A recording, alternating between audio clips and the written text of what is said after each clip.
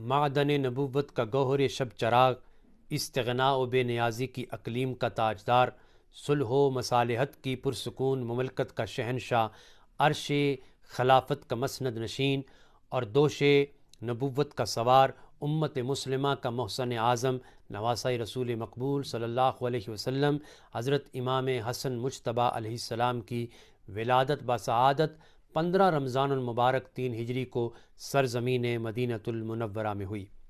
حضرت اسماء بنت عمیس رضی اللہ تعالی عنہا کہتی ہیں کہ جب امام حسن کی ولادت کا وقت قریب ہوا تو میں اس وقت خاتون جنت جناب فاطمہ الزہرا سلام اللہ علیہا کی خدمت اقدس میں حاضر تھی کہ قابلہ کے فرائض سر انجام دوں۔ فرماتی ہیں کہ میرے اور خاتون جنت فاطمہ الزہرا کے درمیان ایک پردہ کھنچا ہوا تھا، اور کچھ ہی لمحوں کے بعد جب پردہ ہٹا تو دیکھا کہ نور کا ایک ٹکڑا بحسن تمام بصورت حسن سجدہ میں پیشانی رکھے ہوئے ذکر الہی کر رہا ہے، اور کہتی ہیں کہ مجھے قابلہ کی خدمت بھی انجام دینے کی ضرورت نہ پڑی۔ شہزادہ حسن نے جب اپنی مادر گرامی کی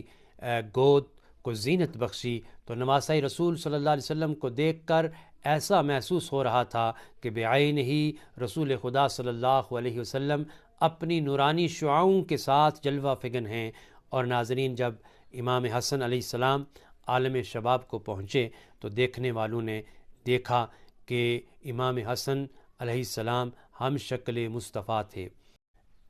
حضرت اسماء بنت عمیس جلد ہی امام حسن کو زرد کپڑے میں لپیٹ کر کے تو آقا علیہ السلام کی گود میں ڈالتی ہیں۔ حضور علیہ السلام فرماتے ہیں کہ نہیں، اس کو زرد کپڑا نہیں۔ جب وہ واپس لے جاتی ہیں اور سفید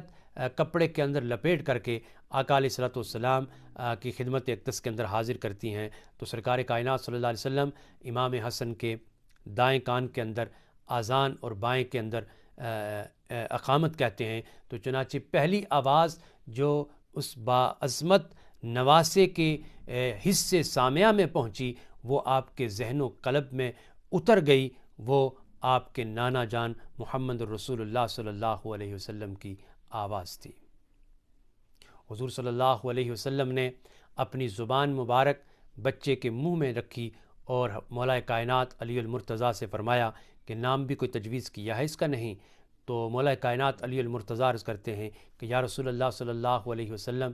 میں آپ کے ہوتے ہوئے آپ پر سبقت نہیں چاہتا۔ تو تب رسول پاک صلی اللہ علیہ وسلم نے ارشاد فرمایا کہ میں بھی اس معاملہ میں اپنے رب پر سبقت نہیں کرتا۔ تو اسی وقت اللہ تبارک و تعالیٰ کی طرف سے جناب جبرائیل امین علیہ السلام کو حکم ہوا کہ جاؤ ہمارے پیارے محبوب صلی اللہ علیہ وسلم کو سلام کہو، اور ہدیہ تبریک پیش کرنے کے بعد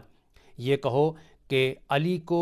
آپ سے وہی نسبت ہے جو ہارون علیہ السلام کو موسیٰ علیہ السلام سے تھی، پس اس نومولود کا جو نام ہے وہ ہارون کے بیٹے کے نام پر رکھو۔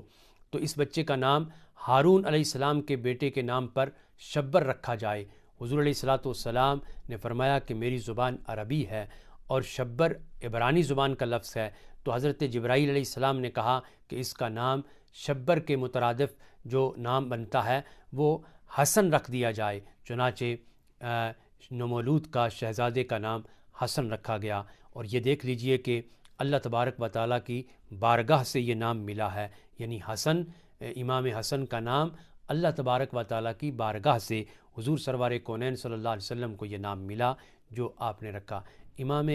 حسن علیہ السلام سے سرکار کائنات صلی اللہ علیہ وسلم بہت پیار فرماتے تھے، اتنا پیار فرماتے تھے کہ جب بھی آقا علیہ السلام باہر سے تشریف لاتے تو امام حسن اپنے نانا جان کو دیکھتے تو دوڑ کر کے آپ کے سینہ سے چمٹ جاتے، اور حضور علیہ السلام بھی ان سے بہت پیار فرماتے تھے۔